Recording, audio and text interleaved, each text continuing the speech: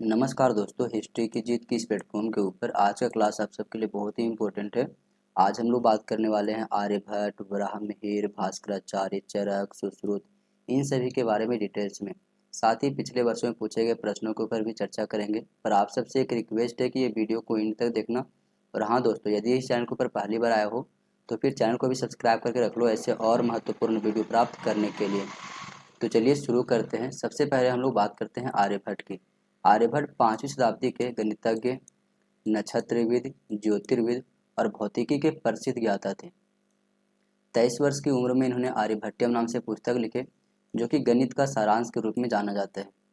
और इसमें जो है 4 खंड है। पहले खंड की अगर बात करें तो इसमें दशमलव संख्याओं का वर्णन है।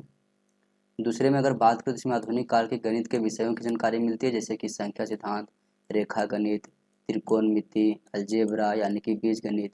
और जो अंतिम के 2 भाग हैं उसमें हमें नक्षत्र विज्ञान की जानकारी मिलती है। आगे यदि बात करें तो आर्यभट्ट ने बताया है कि शून्य एक संख्या मात्र नहीं है, बल्कि एक चिन्ह है, एक अवधारणा है। शून्य के आविष्कार से ही आर्यभट्ट जो थे वो पृथ्वी और चंद्रमा के बीच की दूरी को सही रूप से माप सके थे। आर्यभट्ट जो है वो नालंदा विश्वविद्यालय से खगोल शास्त्र की पढ़ाई किए हुए थे और उन्होंने यह सिद्ध करके बताया कि पृथ्वी गोल है। उन्होंने सूर्य और चंद्र ग्रहण के बारे में भी बताया। साथ ही उन्होंने यह भी बताया कि पृथ्वी अपनी धुरी पर घूमती है और पृथ्वी के अपनी धुरी पर घूमने के कारण ही प्रतिदिन सूर्योदय और सूर्यास्त होता है। लेकिन एक बात ध्यान रखना, उन्होंने यह नहीं बताया कि पृथ्वी जो है सूर्य के चारों ओर चक्कर लगाती है। इनकी पुस्तकों में अगर बात करें तो आर्यभट्टियम के अलावा अन्य पुस्तक का नाम है आर्यसत्सव और 10 गीतिका सूत्र। 2018 की एग्जाम में प्रश्न पूछा गया था कि निम्नलिखित में से किसने पहली बार व्याख्या की थी कि पृथ्वी के अपनी धुरी पर घूमने के कारण प्रतिदिन सूर्योदय और सूर्यास्त होता है। Who among the following first explained that the sunrise and sunset occur every day due to the rotation of the earth on its axis? 4 विकल्प दिए गए थे, आर्यभट्ट, भास्कर, ब्रह्मगुप्त, वराहमिहिर। सही विकल्प हो जाएगा ऑप्शन नंबर ए यानी कि आर्यभट्ट। अगला प्रश्न है कि आर्यभट्ट ने निम्नलिखित में से कौन सी खोज नहीं की? पृथ्वी गोल है, ये तो खोज बिल्कुल किए थे। पृथ्वी अपनी अक्ष पर घूमती है, ये भी सही है। पृथ्वी सूर्य के चारों ओर चक्कर लगाती है, नहीं, ये उन्होंने खोज नहीं किया था। पृथ्वी के छाया का चंद्रमा पर पड़ने से ग्रहण लगता है, ये बिल्कुल सही है। तो अकॉर्डिंग टू क्वेश्चन देखा जाए विकल्प नंबर सी यहाँ पर सही जवाब हो जाएगा। अब हम बात करते हैं भास्कराचार्य के बारे में। तो भास्कराचार्य 12वीं शताब्दी के एक विख्यात व्यक्ति थे। उनका जन्म कर्नाटक के बीजापुर में हुआ था और उनकी रचना का नाम है सिद्धांत शिरोमणि। सिद्धांत शिरोमणि के भी 4 पार्ट थे। पहले पार्ट का नाम था लीलावती, जो कि गणित के बारे में जानकारी देता है। दूसरा है आपका पार्ट बीज गणित, जो कि अलजेब्रा से जानकारी रखता है। तीसरा है गोलाध्याय और चौथा है ग्रह गणित, जो कि ग्रहों के बारे में जानकारी रखता है।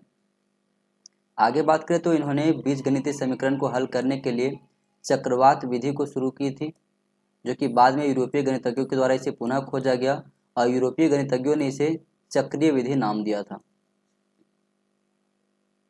ये इंग्लिश में आपकी सारी चीज़ें लिखी हुई है यहाँ पर। सूची 1 को सूची 2 के साथ मिलान कीजिए। सूची 1 में प्राचीन ग्रंथ है, सूची 2 में लेखक हैं। तो लीलावती का संबंध है भास्कराचार्य से। अर्थशास्त्र का संबंध है कौटिल्य यानी कि चाणक्य से। पतंजलि का है महाभाष्य और योग सूत्र। गौतम का है न्याय सूत्र। तो इस प्रकार से आपका रिलेशन बन जाएगा यहाँ पर।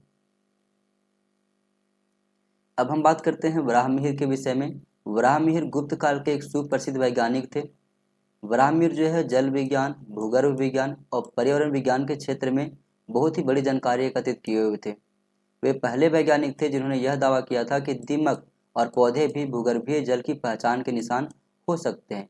इसके लिए उन्होंने स्टेटमेंट दिया था कि वह बहुत ही नीचे, वह यानी कि दीमक के बारे में बात हो रही है, वह बहुत ही नीचे समुद्र के तल तक जाकर पानी लेकर आते हैं और अपनी बम्बी यानी कि घर को गीला करते हैं। यह स्टेटमेंट दिया गया था वराहमिहिर के द्वारा। वराहमिहिर के बारे में आगे बात करें तो वराहमिहिर जो है विक्रमादित्य के नवरत्नों में शामिल थे। वराहमिहिर की भविष्यवाणी इतनी शुद्ध हुआ करती थी कि वराहमिहिर को विक्रमादित्य ने वराह की उपाधि से विभूषित किया हुआ था।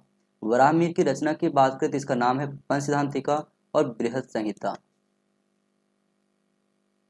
ये इंग्लिश में आपका सारी चीजें दी गई हैं यहाँ पर। अब प्रश्न पूछा गया था सितंबर 2024 में कि वराहमिहिर की बृहद संहिता में निम्नांकित का वर्णन है। वर्षा की मात्रा की मापन की विधि बिल्कुल सही है। खगोल शास्त्रीय ज्ञान बिल्कुल ये भी सही है।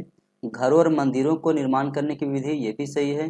पादपों का रोपण और फल उत्पादन में वृद्धि करने के तरीके, ये भी सही है। तो सारे विकल्प ये सही हैं आपकी।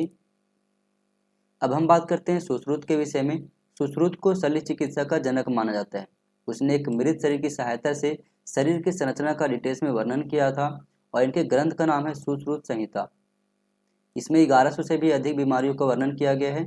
26 प्रकार के तो केवल मूत्र रोग की जानकारी दी गई है इसमें।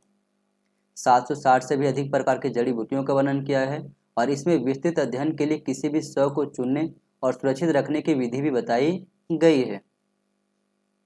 सुश्रुत का सबसे बड़ा जो योगदान रहा है वो है सुनम्य चिकित्सा यानी कि प्लास्टिक सर्जरी और आंखों के ऑपरेशन यानी कि मोतियाबिंद को निकालने में। उस समय यानी कि गुप्त काल में अगर देखा जाए तो एक सामान्य दंड था किसी का नाक कटवाना या फिर कान कटवाना, और यदि किसी वैद्य के द्वारा उसको जोड़ा जाता था तो एक वरदान साबित हुआ करता था ये। सुश्रुत संहिता में ही शल्य चिकित्सा के प्रयोग के जो औजार हुआ करते थे उन औजारों का भी वर्णन किया गया है। सुश्रुत के द्वारा जो भी गतिविधियां की गई थी उसमें से कुछ एग्जाम्पल देखें तो गर्भ में से शिशु को निकालना, जख्मी मलाशय को ठीक करना, मूत्राशय की पथरी को निकालना, ये प्रमुख गतिविधियां इनकी थी। ये इंग्लिश में सारी चीजें यहाँ पे दी गई हैं आपकी। अब हम बात करते हैं चरक के विषय में। चरक प्राचीन भारतीय औषध विज्ञान के जनक माने जाते हैं। चरक जो है वो कनिष्क के दरबार में राजवैद्य थे और इनकी पुस्तक का नाम है चरक संहिता।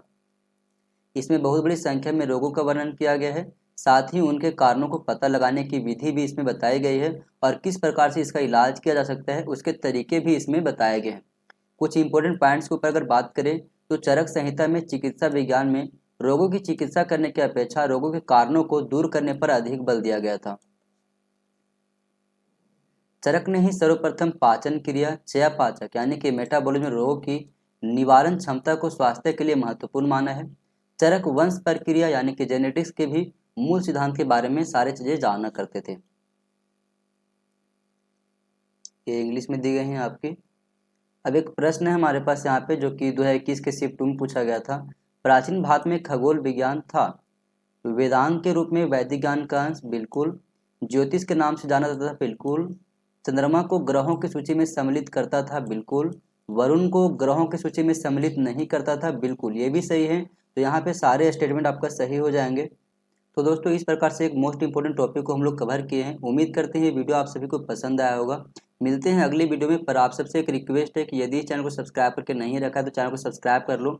और हाँ दोस्तों, कमेंट में एक अच्छी सी कमेंट जरूर देना, इससे मुझे मोटिवेशन मिलती है इस प्रकार के और महत्वपूर्ण वीडियो लाने में।